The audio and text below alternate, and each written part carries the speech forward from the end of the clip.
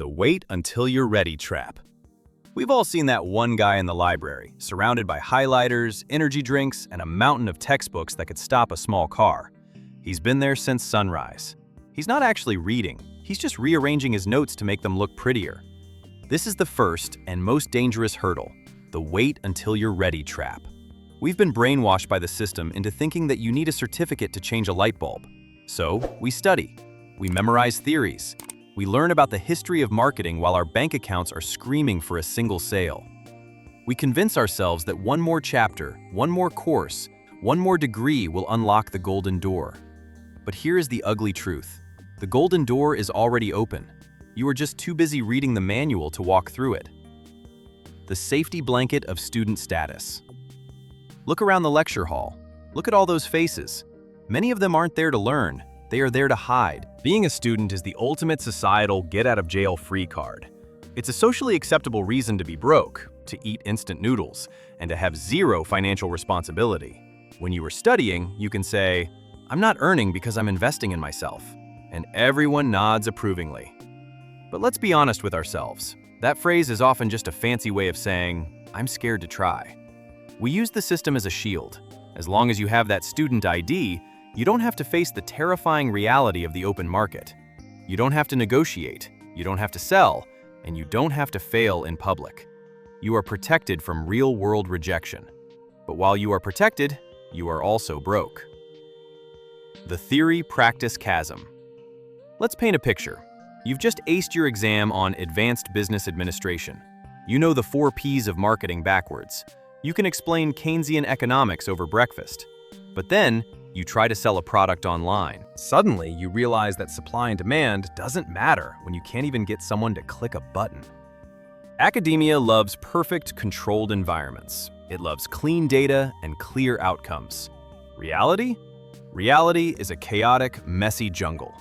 The economy doesn't care about your textbook diagrams. In the real world, money is made by taking action that is often messy, imperfect, and far from textbook perfect.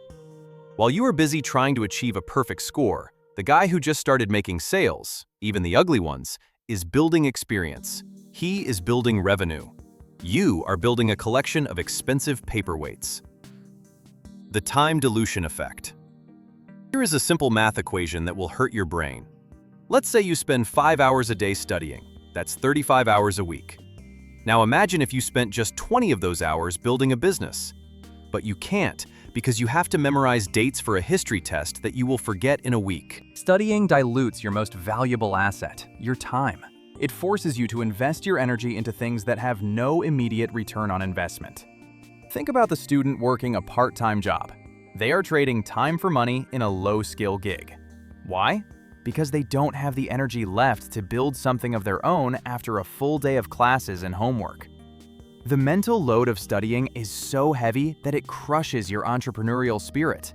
It consumes the mental RAM that you need for creative, profitable ideas. You're just too tired to hustle.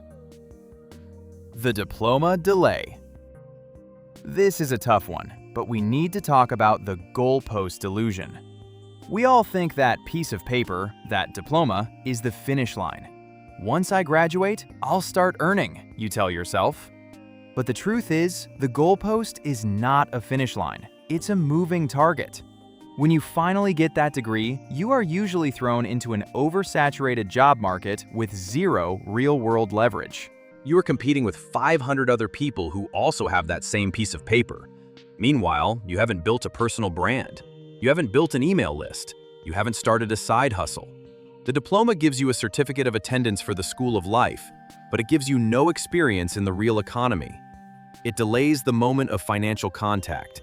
It delays the moment you actually have to figure out how to provide value to a stranger in exchange for money. The fear of unproven value. Finally, let's address the elephant in the room: fear of looking stupid. When you study, you are in a bubble of grades. You know if you are passing or failing. It's a binary, safe system. But earning money? That forces you to ask, am I actually good enough to get paid? This is terrifying because the market will give you an honest, brutal answer. You can study marketing for 4 years, but the first time you launch a campaign and get 0 sales, That is a real-world F that hurts a lot more than a C-. So we hide back in our textbooks. We spend hours perfecting a business plan instead of just selling a product. We think we need to be expert level to charge beginner prices. We overvalue the certificate and undervalue the experience. Earning money is an experiment. You put something out there, you get feedback, you adjust. Studying just tells you how to talk about the experiment, but talking isn't selling, and selling is what pays the bills. So, what's the verdict? None of this means learning is bad.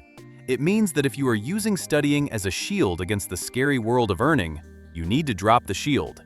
You have to start the messy, imperfect, scary process of creating value right now, not after you finish the chapter.